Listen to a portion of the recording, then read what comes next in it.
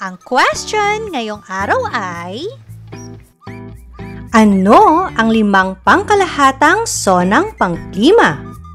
The Köppen-Geiger Climate Classification System. Ang kahalumigmigan ng isang lugar ay maaaring maging batayan upang matukoy ang uri ng klima na mayroon dito. Unang ginamit ang mga ito noong 1884 ng Aleman na si Vladimir Köppen upang matukoy ang iba't ibang sonang pangklima ng daigdig. Noong 1961, lalong pinaghusay ang sistemang ito ng kapwa Aleman na si Rudolf Geiger. Dahil dito, ipinangalan ang sistemang ito sa kanilang dalawa, ang Köppen-Geiger Climate Classification System. Dito, nahati ang daigdig sa 5 pangkalahatang sonang pangklima. Ang bawat sona ay nahati pa ayon sa mga pagbabago ng klima rito. Ang unang klasifikasyon ay ang humid tropical. Sa kabuuan, ang mga lugar na may klimang humid tropical ay nakararanas ng 2 uri ng panahon, tagtuyot at tag-ulan. Madalas na nararanasan ang ganitong klima sa rehiyon ng Timog Silangang Asya. Mayroon pang 2 uri ang klimang tropikal. Una, ang tropical wet. Mainit at maulan ang panahon sa mga lugar sa buong taon. Karaniwang malapit sa Ecuador ang mga lugar na may ganitong klima. Ilan sa mga bansa ng Asya na nakararanas nito ay ang Pilipinas, Indonesia, Malaysia, Timog Thailand, Singapore, at Brunei.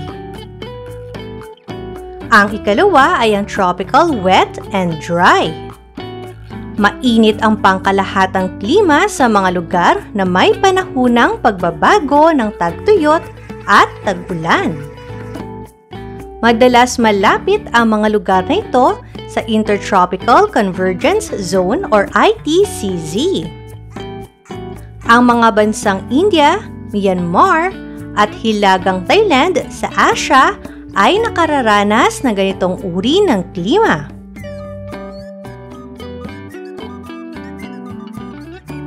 Ang ikalawang klasifikasyon ay ang tuyong klima o arid. Nakararanas ng kakulangan ng pag-ulan ang mga lugar na may tuyong klima. Nahati ang uri ng klima na ito sa 2 ayon sa dalas ng nararanasang pag-ulan sa buong taon. Una, ang disyerto. Mainit ang pangkalahatang klima sa mga disyerto. Humigit kumulang 10 pulgada lamang ng ulan kada taon ang nararanasan dito. Dahil halos walang water vapor sa mga disyerto, mabilis ang pag-init at paglamig sa mga lugar na ito. Ang Saudi Arabia, Yemen, Oman, United Arab Emirates, Kuwait, Iraq, Uzbekistan, Turkmenistan, at ang iba pang bahagi ng Israel, Syria, at Pakistan ay nakakaranas ng ganitong klima. Ang ikalawa ay ang semi-arid. Kumpara sa mga disyerto, umaabot sa pagitan ng 10 hanggang 20 pulgada ang ulan na nararanasan kada taon sa mga lugar na mayroong ganitong uri ng klima. Ang Iran at ilang bahagi ng Kazakhstan at Mongolia ay halimbawa ng mga lugar na nakakaranas ng ganitong klima.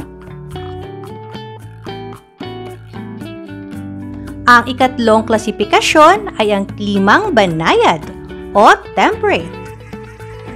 Sa pangkalahatan, katamtaman ang temperatura na nararanasan sa mga lugar na may klimang banayad. Ito ay kung ikukumpara sa mga lugar na may tuyong klima na halos tag-init lang ang nararanasan sa buong taon. Nahahati ang ganitong klima sa tatlong uri. Ang una, ang humid subtropical. Ang mga lugar na ito ay may mainit at mahalumigmig na tag-init, ngunit maaring makaranas din ito ng matinding paglamig sa mga panahon ng taglamig. Ang Taiwan, silangang bahagi ng China, timog na bahagi ng Hapon, at ang timog kanlurang bahagi ng Korea ang nakararanas ng ganitong klima. Ikalawang uri ay ang Mediterranean. Maalinsangan ang mga tag-init sa mga lugar na ito. Madalas namang umulan dito sa panahon ng taglamig. Ilan sa mga bansang may ganitong klima ay ang Turkey, Syria, Lebanon at Israel. At ikatlo ay ang Marine West Coast. Mas malayo ang mga lugar na ito sa Ecuador kaya mas malamig ang klima rito kumpara sa klimang Mediterranean. Madalas din ang pag-ulan dito sa buong taon.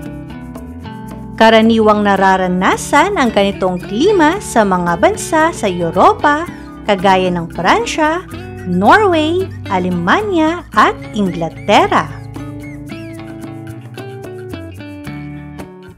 Ang ikaapat na klasifikasyon ay ang klimang kontinental.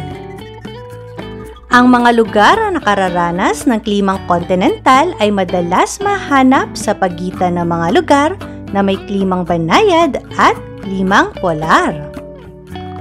Saksi ang mga lugar na may ganitong klima sa iba't ibang weather phenomena, gaya ng mga thunderstorm at tornado o buhawi. Ilan sa mga lugar na nakararanas ng mga ganitong sakuna ay ang mga piling estado ng kontinente ng Hilagang Amerika. Mayroong tatlong uri ng klimang kontinental.